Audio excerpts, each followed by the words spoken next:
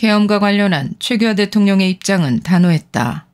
1980년 1월 18일 연두 기자회견에서 최 대통령은 현재의 비상계엄령은 12.6 사건 후 비상시국에 대처하여 북한 공산주의 오판에 의한 군사침략을 봉쇄하여 안전보장을 확보하고 사회의 안정과 질서를 유지하기 위한 것이므로 국민 여러분은 계엄 목적 달성에 적극 협조하여 주기 바란다 라고 당부했다.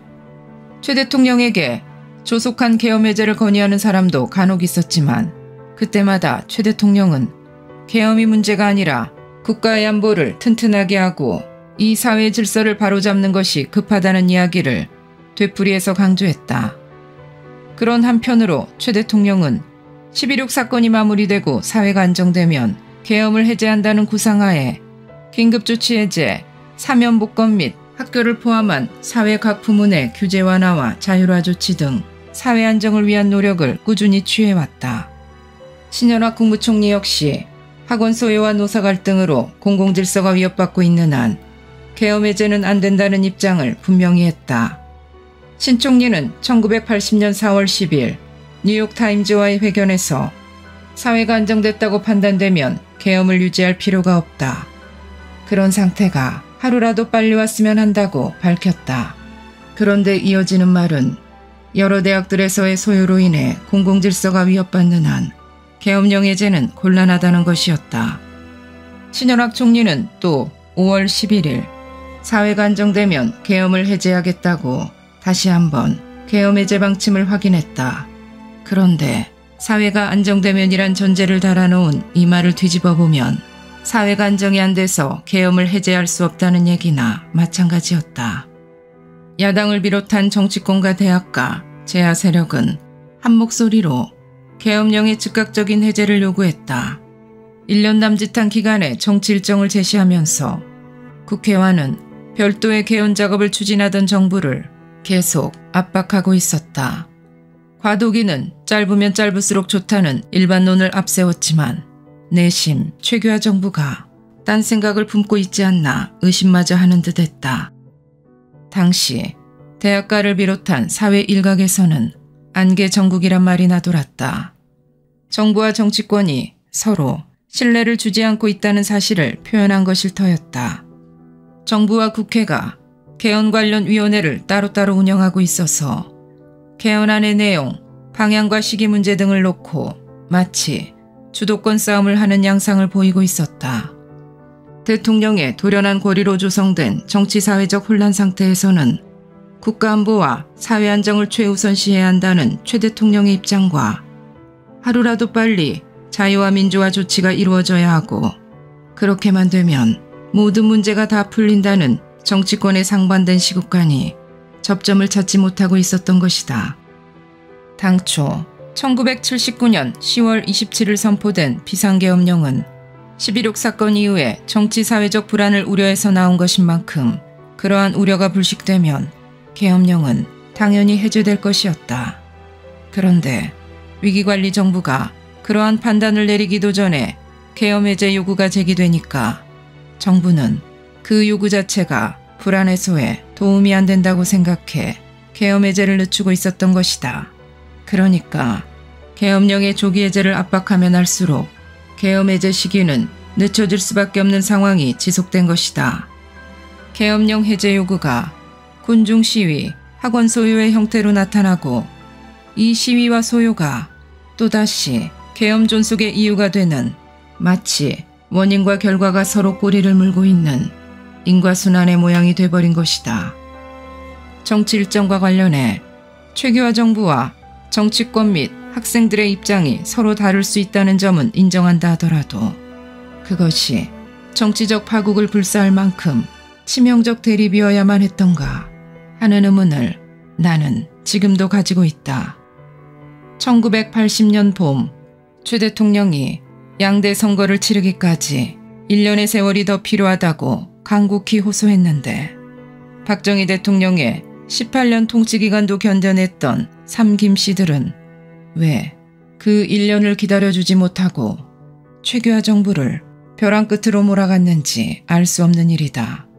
어쨌든 접점을 찾지 못한 채 최규하 정부와 정치권 그리고 삼김씨 상호 간의 불신과 갈등은 상황을 더욱 어렵게 만들어가고 있었다. 최규하 대통령 정부의 헌법개정심의위원회와 국회의 개헌특위가 별도로 헌법개정 작업을 추진하는 등 향후의 정치발전 방향에 관한 정치권의 논의가 정리되지 않은 상황에서 삼김씨는 각자 따로따로 달리고 있었다.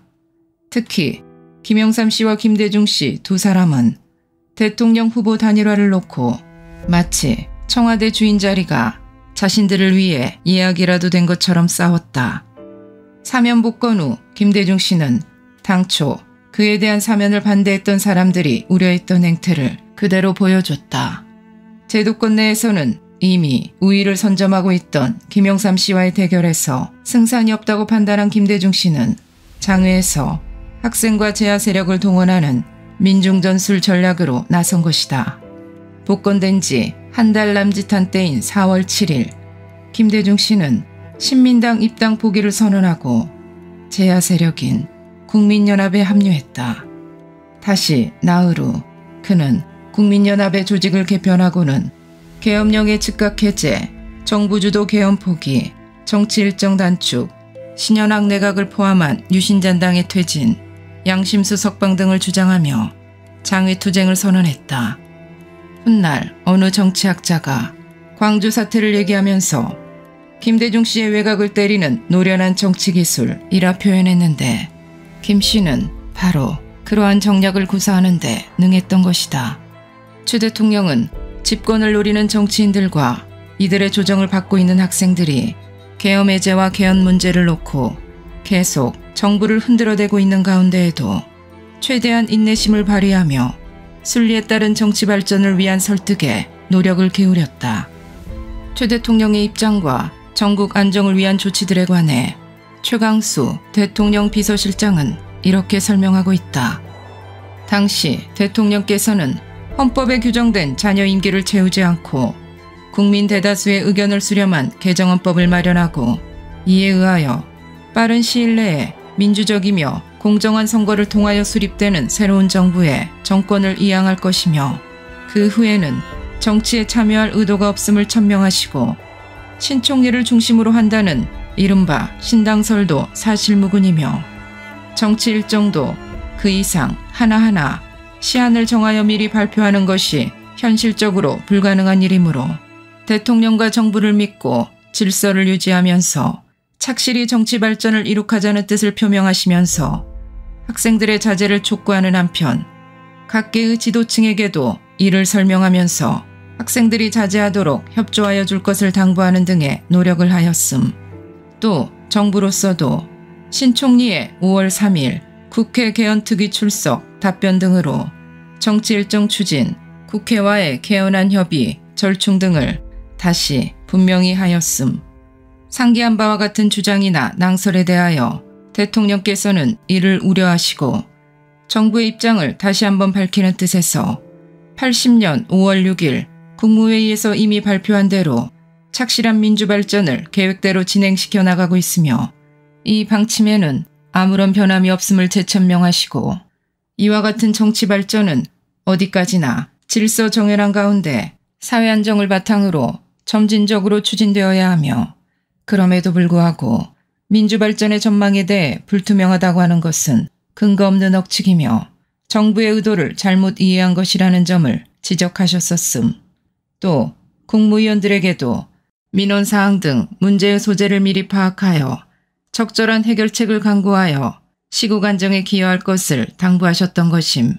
한편 국가 권력의 도련한 공백으로 발생할 수 있는 북한의 전쟁 도발 가능성 등에 대처하기 위해서라도 국가안보체제와 한미공동방위체제를 확고히 하고 제2차 석유파동에 의한 국가경제와 민생 및 국방에 대한 위협을 극복하는 등 부단한 노력을 경주하였고 그 과정에서 사북사태, 데모의 확산 등 어려운 시국 상황이 있었으나 대통령께서는 일생 동안 정당에 가입하지 않고 공무원으로 봉직하여 왔기 때문에 정치적 기반이 거의 없는 상황 하에서도 합헌적이며 합법적인 테두리 안에서 착실한 민주정치 발전을 위하여 모든 국민의 자제를 당부하면서 정치적, 사회적 안정의 회복과 유지를 위하여 진력하였던 것임. 그러나 제약 환경 세력과 김대중 씨가 이끌고 있던 국민연합은 4월 29일 민주화 촉진 국민운동본부를 설치하고 5월에 접어들어 폭력적인 불법 학생 집회, 극단적 반정부 투쟁을 배후에서 선동하는 역할을 맡겼다. 국민연합이 역점을 둔 것은 대학생의 조직화였다. 복학생들을 국민연합의 핵심 요직에 임명함으로써 전국 대학 내에 그들의 거점을 형성해가기 시작한 것이었다. 국민연합은 우선 최규하 정부를 유신 세력의 잔당이라고 몰아붙이며 낡고 부패한 구질서이고 개발 독재의 하수인이자 공범자들이므로 당장 물러나야 한다고 주장했다. 나중에 파악된 일이지만 국민연합의 마지막 목표는 학원 소유를 배후 조정해 최규하 정부를 전복시키고 정권을 획득하는 것, 말하자면 민중혁명이었던 것이다. 그들의 진짜 목표는 민주화가 아니라 바로 자신들의 집권에 있었다. 야권과 제야 세력, 그리고 그들의 배후 조정을 받고 있는 학생들이 정부의 퇴진을 주장하며 강경투쟁을 준비하고 있는 가운데 김수환 추기경은 4월 10일 뉴스위크와의 회견에서 현 정부는 파괴해야 할 정부가 아니라 보호받아야 할 정부라면서 최규하 정부의 전복까지 노리는 기도에 대해 충고를 보냈지만 그들은 이미 혁명을 향해 질주하고 있었던 것이다. 민주주의 나무는 국민의 피를 먹고 자란다. 민주주의는 국민의 피와 땀과 눈물을 통해 이루어진다는 말은 결코 슬로건이 아니라 진실이다. 혁명은 혁명을 낳고 우리 모두가 혁명가다. 김상진, 김주열 못지않게 김재규도 충신이다. 12.6 사태는 독재에 한거한 전 국민의 혁명이다. 탄압을 받더라도 끈질기게 저항하면 12.6과 같은 또 다른 사태가 올 수도 있다. 김대중 씨가 이끄는 국민연합은 그때 이미 혁명, 제2의 12.6 사태 같은 극렬하고 파괴적인 용어들을 서슴없이 사용하고 있었다. 그들 스스로 서울의 봄이라고 했던 그 계절에 그들이 기다린 12.6과 같은 또 다른 사태는 무엇을 의미한 것인가? 그들은 그러한 내란 상황을 기다렸다기보다는 직접 만들어가고 있었던 것은 아닌가? 지금 와서 생각하니 그 말은 이미 바로 한 달 뒤에 벌어질 5.18 광주 사태를 예고하고 있었던 것이다. 국민연합은 5월 7일 기독교회관에서 내외신 기자회견을 갖고 제1차 민주화 촉진 선언문을 발표했는데 노동자와 학생들의 반정부 봉기를 노골적으로 선동하고 있었다. 갈수록 노골화되어가는 유신잔당의 독재 연장 책동을 그대로 내버려 두고 어떻게 민주화가 가능한가? 독재자가 타도되었고 유신체제가 결정적인 파멸로 들어선 오늘 더 이상 두려워할 무엇이 남아있는가? 단호한 민족적 결단으로 이들을 분쇄하지 않으면 안 된다. 노동자, 청년, 학생들의 민주민권운동은 민주주의와 민족 통일의 새 시대를 탄생시키는 최후의 진통이 시작되었다는 사실을 우리에게 보여주고 있다. 민족사의 결전장은 우리들 한 사람 한 사람의 단호한 시민적 행동을 통한 합류를 절실히 요구하고 있다. 각계각층의 민주애국 시민은 모든 민주 역량을 총집결하여 유신잔당의 음모를 단호히 분쇄하는 민주화운동을 전개하자. 국민연합이 발표한 이 선언문의 표현 가운데 주목을 끄는 대목은 국민이란 단어 대신 민족이란 어휘를 사용하고 있다는 점이다. 민족적 결단, 민족 통일, 민족사를 말하면서 그들의 목표가 유신체제를 청산하고 민주화로 나아가는 데 그치지 않고 민족 통일의 새 시대를 여는 데 있음을 분명히 하고 있는 것이다. 대한민국의 민주화를 위한 투쟁이 아니라 민족 통일을 위한 민족사의 결전을 벌이겠다고 선언하고 있다. 민족사의 결전은 민중혁명의 다름 아니다. 전국적인 규모의 결전이 5.17 조치로 불가능해졌을 때 그것이 김대중 씨의 정치적 본거지인 호남 지역에서 진지전의 양상으로 나타난 것은 새삼 놀랄 일이 아니다. 5.18 광주의 비극은 그들에게서 예비되어 있었던 것이다. 김대중 씨는 이날 정부를 향해 또다시 계엄의 즉각 해제, 신현학 총리의 즉각 퇴진, 유정회와 통일주체국민회의, 그리고 정부의 개헌심의기구의 즉각 해체, 정치범 전원 석방과 복권, 부당해고된 근로자의 복직을 요구했다. 김 씨는 만일 이 요구가 받아들여지지 않을 경우 중대 결단을 내리겠다고 선언했다. 박정희 대통령을 도와 5.16을 일으켰던 김종필 씨는 그 뒤 박 대통령과의 관계가 어떤 우여곡절을 겪었던 간에 박 대통령 18년 집권의 공과를 함께 떠안고 발전적으로 계승해 나가겠다는 의지를 보여줬어야 했다.